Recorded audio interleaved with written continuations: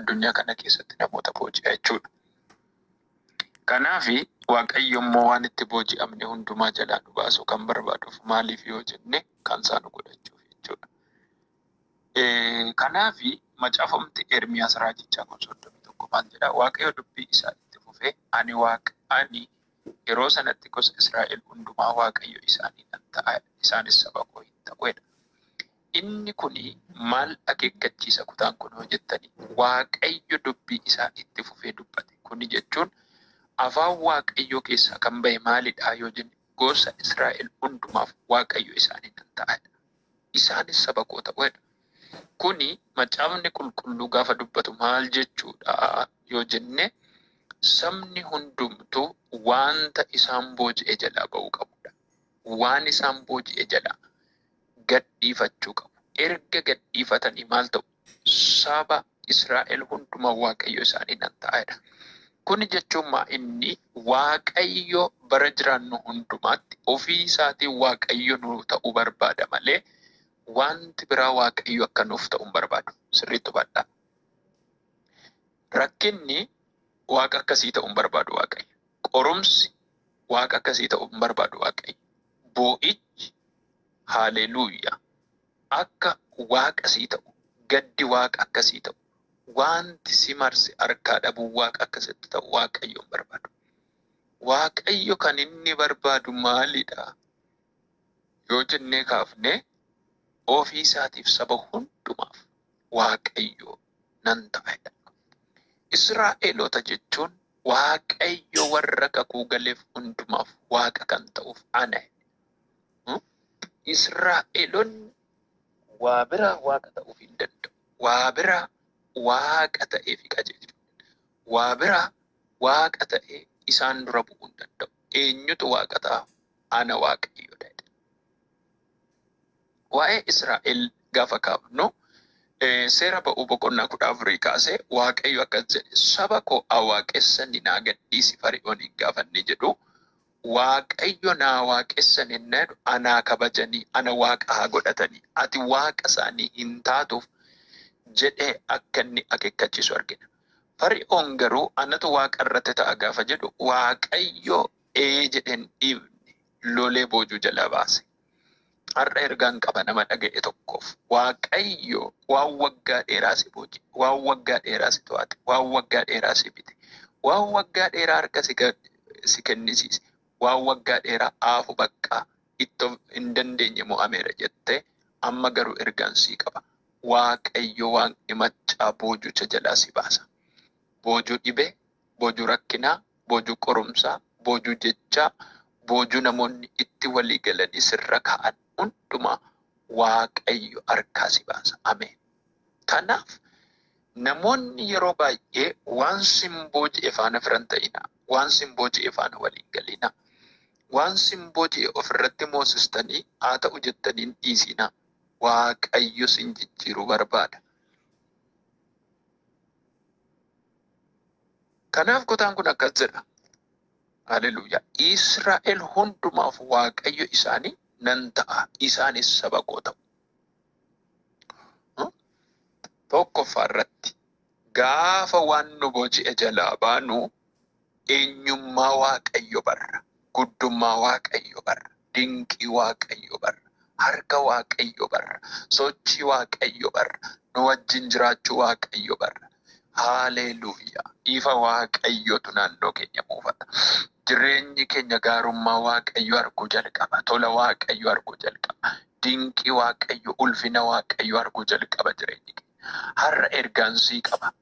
Hin baata waan si booji'e jalaa garuu dinqii Waaqayyo lakkaa'u jalqabda. Haleluuyaa. Hin baata isa si booji'e jalaa. Hin baata isa si bite jalaa. Harki Waaqayyo hojii inni hojjetu lakkooftee kan hin finne arguu jalqabda. Sirratti dubbadheera maqaa Yesuus nama Naazreetiin. Haleluuyaa. Nama amanuttan dubbadha ammas. Waaqayyotu Waaqa sii ta'a. Boojuu jalaa si baasee eenyummaa isaa si argisiisa Waaqayyo. Guddummaa Waaqayyo argita. Dinqii Waaqayyo argita. Humna Waaqayyo argita. Fayyisuu Waaqayyo argita. Harka Waaqayyo isa dheekkamsaan diina kee irratti ka'e argita. Hallelujah. Kana boju jala gafa baanu tokkoffaa irratti eenyummaa Waaqayyo, dinqii Waaqayyo, gocha Waaqayyo, fayyina Waaqayyo, eebba Waaqayyo in argina. Inni kan biraa gaafa boju jalaa baanu saba Waaqayyo taana. የእግዚአብሔር ሕዝቦች እንሆናለን። yeroo hundumaa Waaqayyo kan inni boju jalaa nu baasuuf dhuunfaa isaa nu godhachuuf. Maalan jedhe Waaqayyo boju jala kan inni nu baasuuf waan nu booji'e jala Waaqayyo kan inni nu baasuufi kan isaa nu godhachuuf ofii isaatii nu godhachuuf. Kanaaf kutaan amma dura dubbadhe seera ba'uu boqonnaa 14 irratti Waaqayyo akkas jedhe sabni kun naa waaqessanii gadhiisi jedheen Fari'ooni. Naa waaqessan inni jedhumaa inni sabni kun kan kee miti jechuudha karaa tokko Fari'ooniin kan kee miti kan kooti. Har'as Waaqayyo akkasiin jechaadha. Wanti sitti dhaadate ati kan isaa miti kan kooti siin jedha Waaqayyo. Harkaan si baafadha Waaqayyo. Haalleluuyaa. Si tofa maqaa Yesuus nama Naazreeti. Firoottan koo bara jiran nutti boojuun diinaa, boojuun karaa namaa, karaa garaa karaa ofii keenya nutti dhufe harkaa ba'uu danda'u qabna. Irratti dammaquu danda'u qabna. Yeroo tokko wanta sin booji'eef eeyyama kennitan hin taa'ina.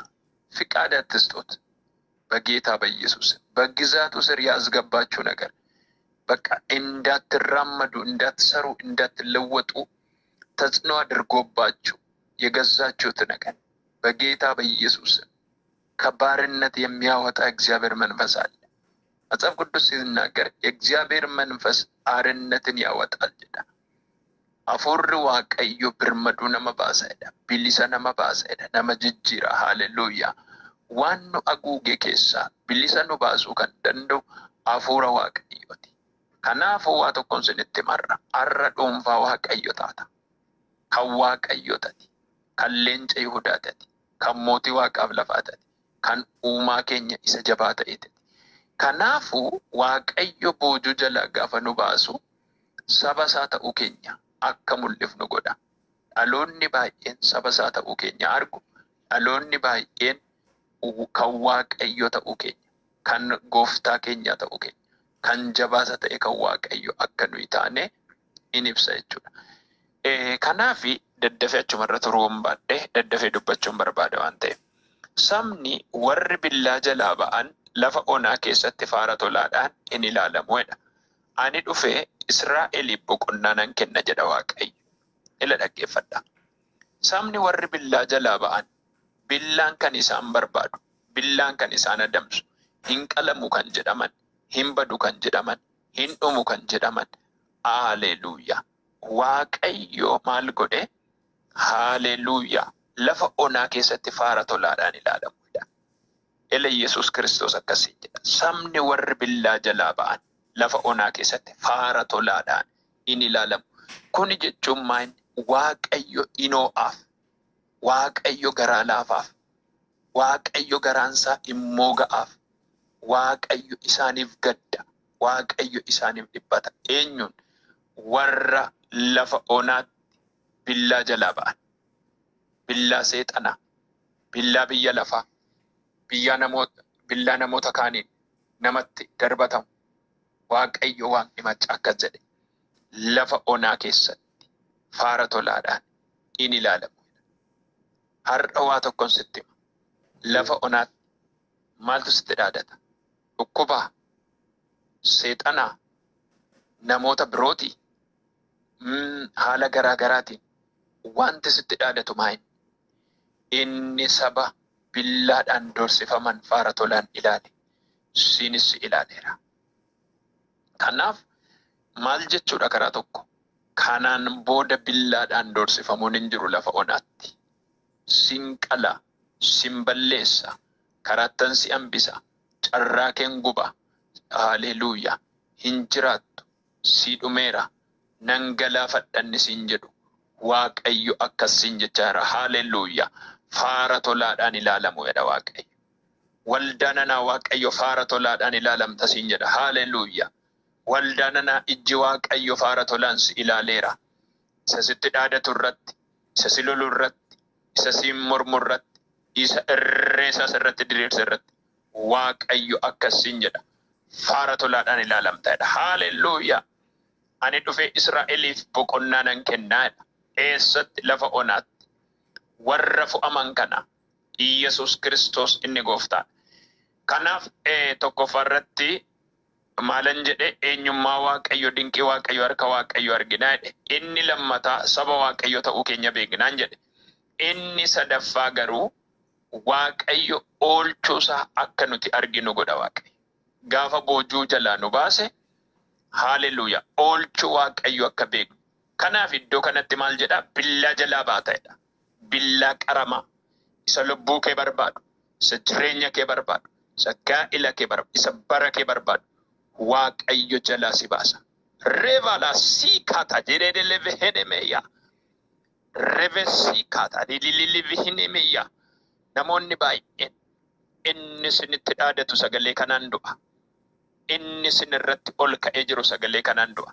Dhugaa Waaqayyo hafuurri Waaqayyo namoota baay'ee boojuu jalaa baasa. Nan arga dhagaa namarraa gangalatu, dukkana namarraa baqatu, hidhaa namarraa ciramu nan arga. Waaqayyo jalaa si baafata. Haaleluyyaa. Hinga'a lafa onaatti kanaan booda billaan hin doorsifamtu billaa jalaa baata'edha Waaqayyo. Faara tolaadhaan ilaalamta inni arfaffaan. Haaleluyyaa. Waaqayyo warra boojuu jalaa ba'an faara tolaadhaan ilaala. Haaleluyyaa. Inni kan biraa akkas jedha kutuma kana keessatti kan nama 31 irratti dubbachaa jira sagalee amma kana. Faara tolaadhaan inni ilaalama arfaffaa ergan jedhee amma immoo akkas jedha ani dhufee Israa'eliif boqonnaa nan kennaadha. Fira koo boqonnaa Waaqayyo sii kennu kan itti deebitee jeeqamtu miti. Kan itti deebitee abdii kuttu miti. Kan itti deebitee boochu miti. Kan itti deebitee cabdu miti. Kan itti deebitee doorsifamtu miti. Waaqayyo boqonnaan inni lafa onaatti sii kennu boqonnaa gargar hin cinnedha. Kuni jechuun inni Waaqayyo boqonnaa sii kennee deebisee sin jeequ. Kun inni adda kan Waaqayyo godhu inni boqonnaa sii kenneera bakka. Seexana miti deebi'ee sin jeequ. Nama miti inni deebi'ee sin jeequ. Obboleetti ko. Haaleluyyaa. Har'a arraba kee geeddaradhu. Waaqayyo kun na dhiisuu dide na jeeqa kan jettu. Hergaa kee sirreeffadhu seexana si jeeqa har'a boqonnaan sii kenneedha leenci'uudha. Kanaaf inni shanaffaan namni boojuu jalaa ba'e boqonnaa qaba. Firoottan ko namoota baay'ee keessan keessaa sammuu keessan boqonnaa dhabe hojjettanii boqonnaan qabdan, kadhattanii boqonnaan qabdan, tajaajiltanii boqonnaan qabdan, kakuu dhageessanii boqonnaan qabdan, sinitti raajamee boqonnaan qabdan, barsiifamee boqonnaan qabdan, orrala ziila bahasyaaree lelevehenemeya. Namoonni tokko barsiifamee boqonnaan qabdan, lallabamee boqonnaan qabdan, dinqiin ta'ee boqonnaan qabdan, kadhatamee boqonnaan qabdan.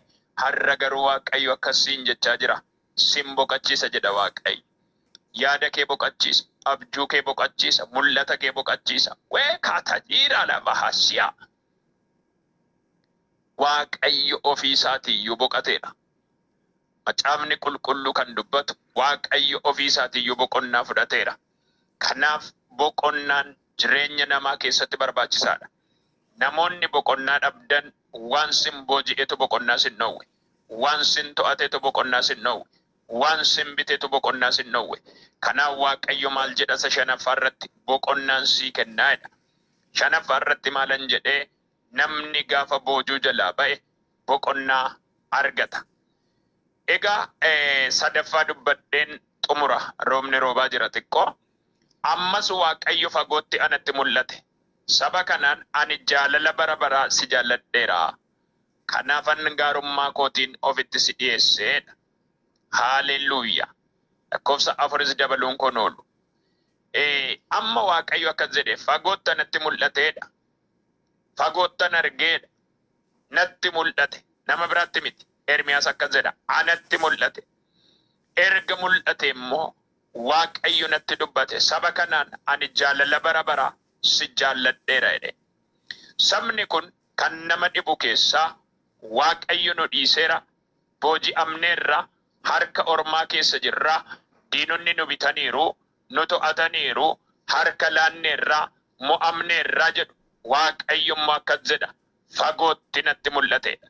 Egaa inni ja'affaa gaafa boojuu jalaa baanu Waaqayyoon argina.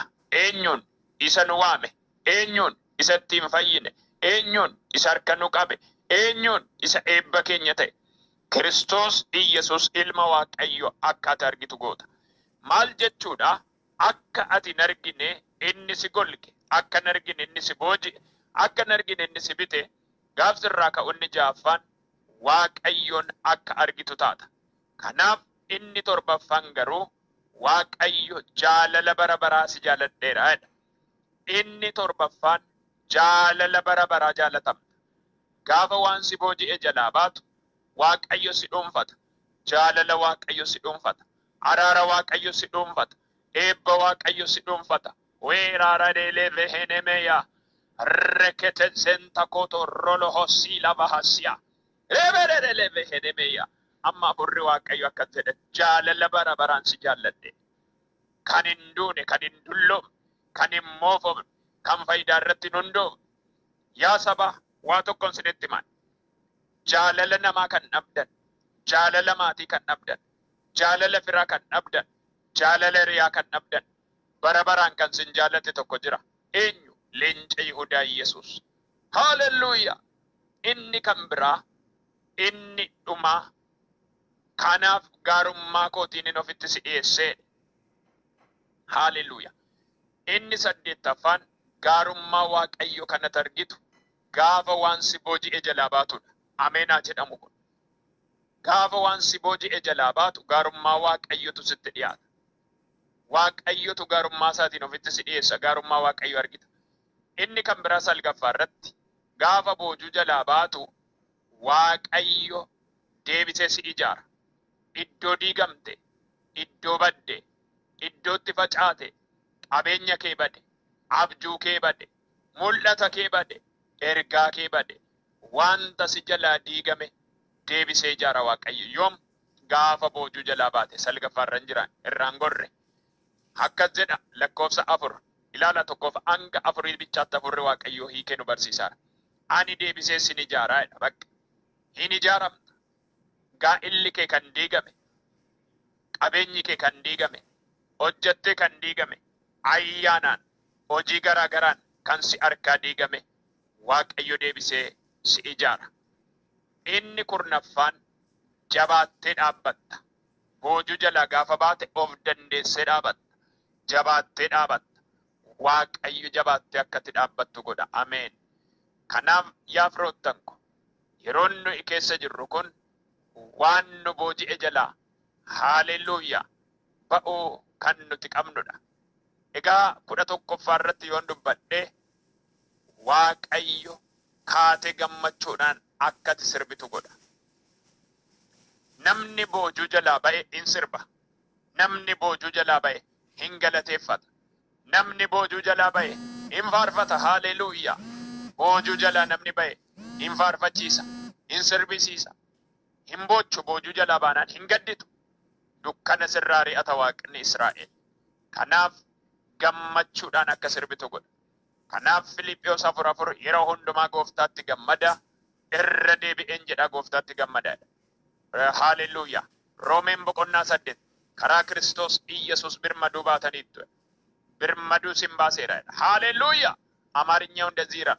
ሐርነት ወጣችሁ ማሎ ዋ tokkon sitti mar Hafuurri Waaqayyo waasiin jedha. Gammachuudhaan jiraat, nagaadhaan jiraat, boqonnaan jiraat. Amma Waaqayyo akkas jedheera.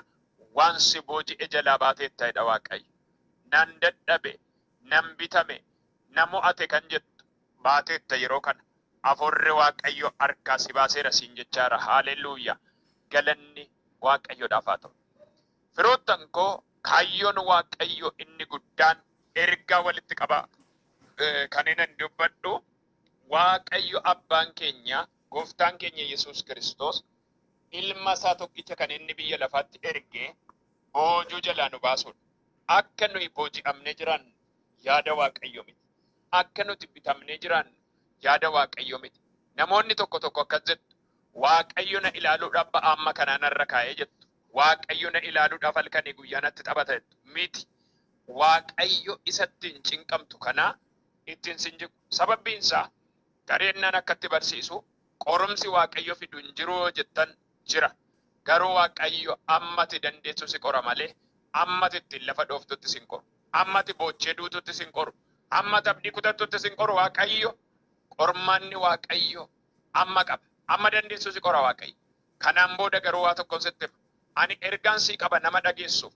Maqaa goofticha Yesuus Kiristoos san hojjedhuufiin inni si marse sirraa diigama. Inni sitti ijaarame sirraa jigama maqaa Yesuusi. Rabahasya, Relevehenemeya, Rakatajila, Wilabahasya. Amma siinan jedha maqaa Yesuusi. Sirraa diigama. Sirraa bittima. Sirraa fofottoqa. Sirraa caccaba maqaa Yesuusi. Kanaaf namoonni tokko tokko meeshaa waaqayyo sinirran keenye baattanii jirtu. Ba'aa waaqayyo sinitti hin feene baattanii jirtu. Waa tokkoon sinitti himan. Wanti tokko amma humna ofiin ol yoo baatan baatanii kufu, baatanii cabu, baatanii miidhamu. Kanaaf miidhamni guddaan sinirra jiru namoonni na dhaga'aa jirtan rakkinni keessan guddaan maalidha yoon jedhee wanta waaqayyo hin feenetu sinitti fe'amee jira. Waan waaqayyoon barbaanne sinitti fe'amee jira. Kanaaf waaqayyo otoo kadhattu ba'aa sirran kaa'u. Otoo lallabdu ba'aa sirran kaa'u. Otoo waaqayyo warra hamootaaf gara laafessa dhugaadhaan ni kun. Maqaan waaqayyo haa eebbifamu. Isti እግዚአብሔር በምሕረቱ ባኖረን namni waan gaarii godhee waaqayyo duran jiraanne namni waan gaarii godhee fuula waaqayyo hin deddeebine.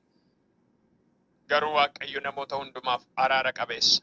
Kanaaf waaqayyo egaa balleessiteedhee ba'aa namarra kaa'ee akka ishiin duutu akka ishiin baddu